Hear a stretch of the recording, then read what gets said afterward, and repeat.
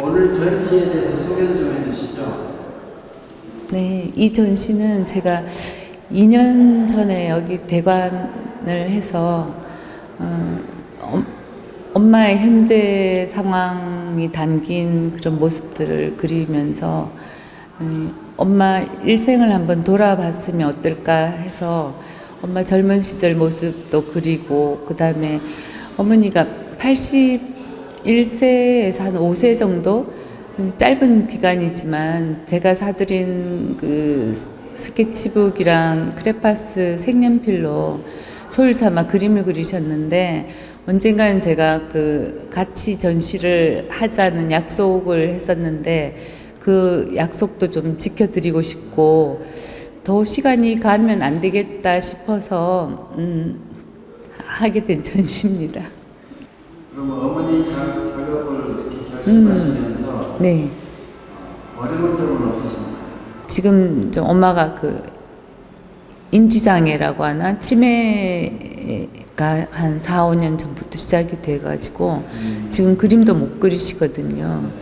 근데 제가 생각보다 그 엄마 그림이 너무 좋아서 더 그렸으면 했는데 그것도 안타깝고, 그 부산을 그래서 제가 왔다 갔다 하면서 화실 운영도 하고, 그리고 제 작품도 하고, 또 주부니까 주부 역할도 하니까 시간도 부족하고, 그다음 마음이 굉장히 불편한 채로 그림을 그렸어요. 그러니까 그 현실적인 문제에 부닥쳐 있는 엄마를 더 도와드리는 게 좋을지, 엄마가 원하시던 그 화가 생활을, 화가의 업을 계속 하는 게 엄마가 더 기뻐하실지, 그게 힘들었던 것 같아요. 예. 어머니 작업을 하시기 전에는 어떤 작업을 주로 하셨어요? 저는 인물인데 주로 추억을 그렸던 것 같아요. 눈에 보이지 않는 그런, 그 현재보다는 앨범 속에 있는 저의 아이들, 그러니까 시간이 말해주는 그 약간 아련한 이미지, 그러니까 처음 찍었을 때 사진보다는 좀 더 감상적인 기분이 되는 그런 사진을 즐겨 연출했던 것 같아요. 예, 아이들을 주로 그렸죠. 예. 작업을 하시면서 예. 가장 기억에 남았던 작품이라면 어떤 작품이죠? 아무래도 엄마의 젊은 시절 그림보다 현재 좀 힘든 모습을 그릴 때 굉장히 잘 안 됐어요. 많이 지우기도 하고 다시 그리기도 하고. 그러니까 지하에 있는 그 백호 그림 중에 계단 올라오는 모습이라든지, 그 이제 부산에 내려가면 엄마하고 뭐 이렇게 바람 쐬어 드리려고 바닷가에 있는 카페에 자주 가고 했는데, 그런 데 가면 이제 계단 올라가고 내려가고 하는 모습이 굉장히 힘들어 하셔서 벽을 짚고 내려간다든지, 그 다음에 한 번 또 뒷모습 그린 게 있는데, 그 뒷모습은 저희 집에 사실 2년 전에 모시고 올라왔었어요. 저희 집에서 모시면 어떨까 해서 오셨었는데, 그때 눈 오는 그 장면을 보는 뒷모습이 작업하게 됐는데, 그 작업하면서 마음이 좀 너무 힘들어서 그런 거죠. 예. 뒤에 작품 사진도 사연이 좀 있을 것 같은데요. 이 작품을 그리게 된 그 계기를 한번 말씀해 주시죠. 네. 보통 그 미대나 음대에 보낸다는 게 쉬운 게 아니잖아요. 근데 2명이나 예능을 한다는 게 굉장한 이제 부자가 아니면 할 수 없는데 엄마 노력이 많았어요. 그래서 엄마가 장사도 하시고 굉장히 억척을 부리셨죠. 근데 그때 당시에는 우리는 아버지만 좋아했어요.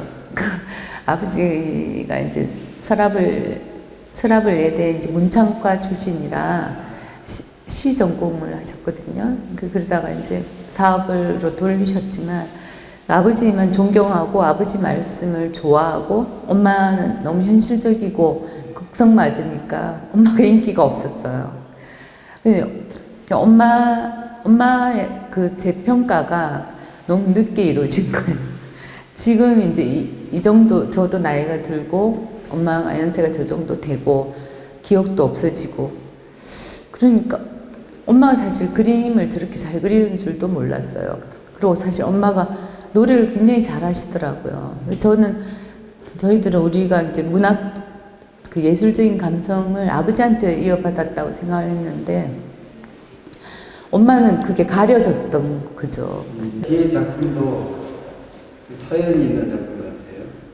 네, 이 작품이 지하에도 백호도 그리고 조금 다른 포즈로 30호 그린 건데 계단 내려올 때 이런 모습인 줄 몰랐어요. 제가 부축해 드리려면은 부축받는 것보다 자기가 벽을 짚고 내려오는 게 편하대요. 자기 요령대로 내려오겠다 하는데 뭔가 인생을 얘기해 주는 것 같기도 하고 계단을 내려가는 엄마라는 게 인생 한 고비 한 고비를 걸어 내려가는 그런 모습 같은 그런 걸 읽었어요. 그래서 두 작품이나 그리게 됐습니다. 예.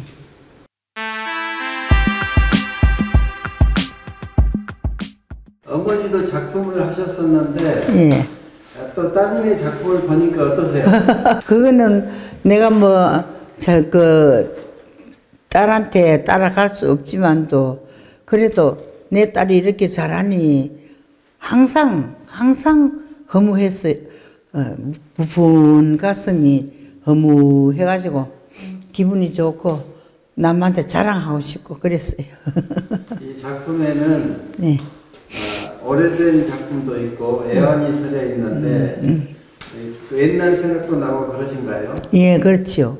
네. 옛날에 그때는 어려웠거든. 6.25 전에 그때는 내가 단발머리 할 때부터 그 초등학교 때부터 이제 그림을 좀 껄쩍거리고 이럴 때거든. 뭐 마당에도 껄쩍거리고 벽에도 막 껄쩍거리고 이러다가 어떤 분이 우리 집에 와서 이렇게 가르친다고 해줄 때 이렇게 가르쳐 줬어요. 이래 해라 저래 해라 이런 색칠은 이래 해라 그래 했는데 그것이 이제 자한테로 내려갔어요. 네.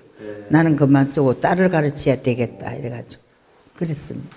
이제 앞으로 그 소원이 있다면 한 말씀 해보세요. 소원. 네. 더 유명해져가지고 하던 일을 잘해가지고 더 큰 그 화가가 되고 평생 화가 금세 큰 화가보단 평생 화가가 되는 게 나는 원입니다. 평생 해나가야지. 하다 끊지 말고. 예, 감사합니다. 감사합니다.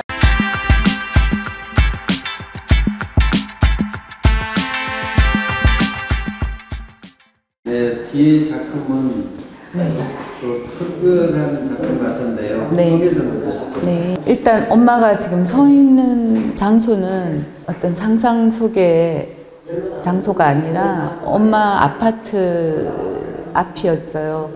그때 엄마를 모시고 서울로 올라가려고 택시를 부른 상태에 제가 찍은 사진을 가지고 작업한 건데 그때 마음이 제가 굉장히 복잡했었거든요.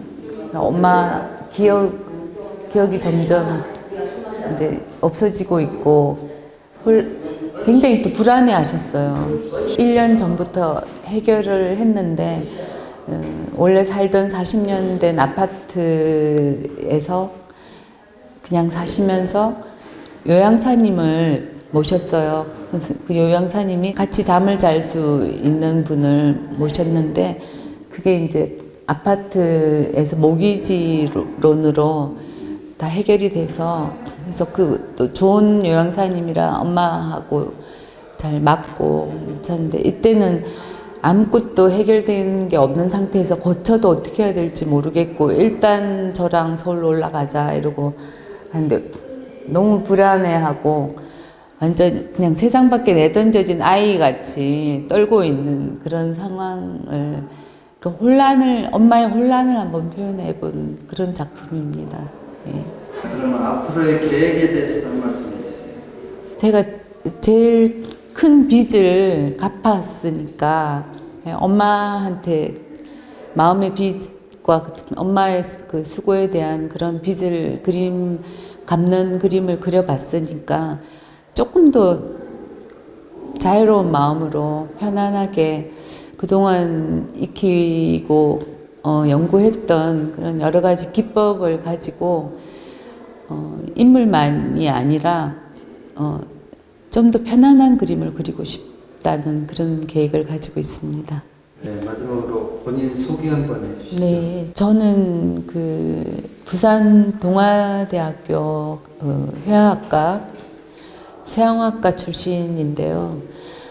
결혼하고 곧바로 그림을 그리진 못했어요. 미술 레슨하고 우리 아이들 양육하고 그런 세월을 보내다가 2002년에 남편의 그 일본 발령으로 일본에서 어떻게 보면 첫 전시를 하게 됐어요. 그때 5년이 저한테 미술 인생에서는 굉장히 큰 시기였는데 그때 5년 동안 거의 굉장히 기다렸던 시간이 드디어 왔기 때문에 가자마자 일본 유학원에서 일본어 공부를 하고 그다음에 그림을 정말 유학 온 사람처럼 열심히 그렸어요. 그래서 마지막 해에 개인전도 했었고 그다음에 일전과 하쿠지츠 공모전에서 수상을 많이 했어요. 그럼 거기서는 좀 인정을 받는 와중에 한국으로 돌아갈 시간이 와서 한국에 돌아오니까 다시 시작이더라고요. 한국 사회하고 또 일본하고의 그 갭이 있기 때문에. 그래서 지금까지 그냥 끝없이 노력하고 전시하고 미술 화실을 경영하면서 작업을 하고 있는 손미량입니다. 감사합니다.